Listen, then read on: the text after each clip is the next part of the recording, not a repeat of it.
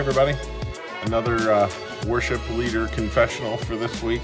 I'm coming to you on location from the booth in the back of the worship center where I am with my now good friend again, the worship PC. Many of you know the saga of our live stream, which was having all kinds of trouble over the last couple weeks, and the struggle of trying to get that up and running again. And I actually, it was hilarious to me. This was my reaction. I hope it was the appropriate reaction. That I got a card from one of our families here, which, thank you guys, you know who you are, is basically kind of a condolence card for me in the live stream. That we were having so many issues, and of course I've talked about it because I've kind of had to announce each week what the status of things. But apparently, it's my frustrations definitely come across because they were, apologizing for what a struggle it had been, and it was so sweet. And thank you guys so much for that, because I really, it's had me messed up. We got it working again for now. We got some more improvements coming, which I think are going to make it more stable in the future. I wore my matching desktop colored shirt today, so that we can be friends again.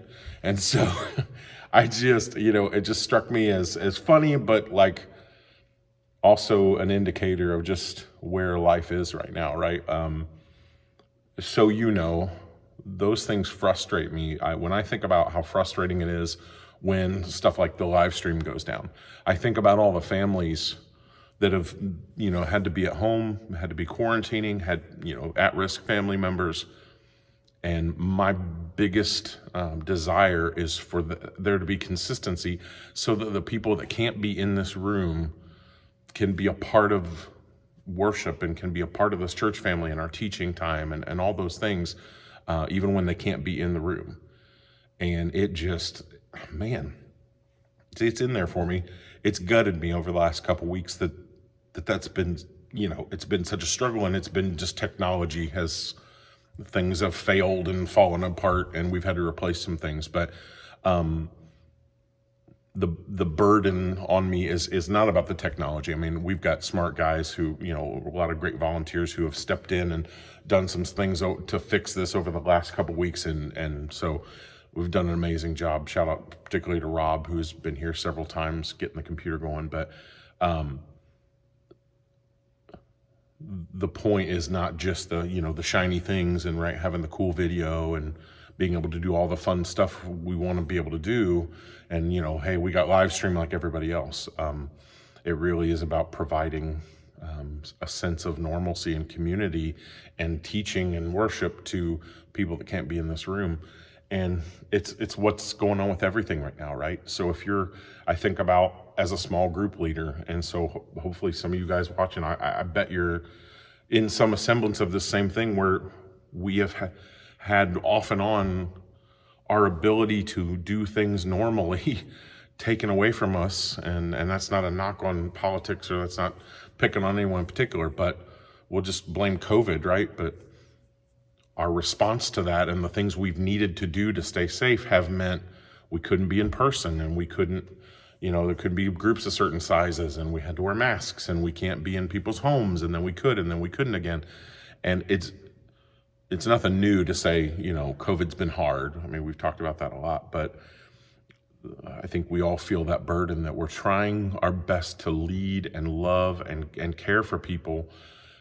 And we don't know from week to week if we'll be able to see them face to face, if we're going to be able to talk to them on the phone, or even if our own health or the health of the people that we're, partnering with is going to stay the same. And, we think about, I heard somebody joke about this week about this thing going around on Facebook about,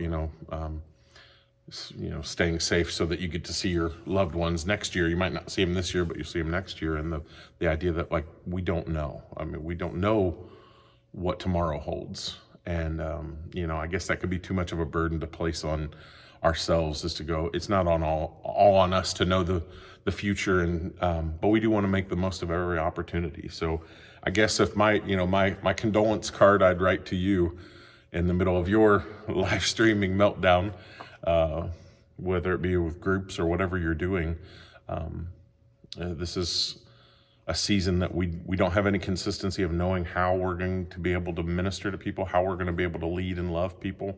But I hope that we always have that burden that we'll find ways.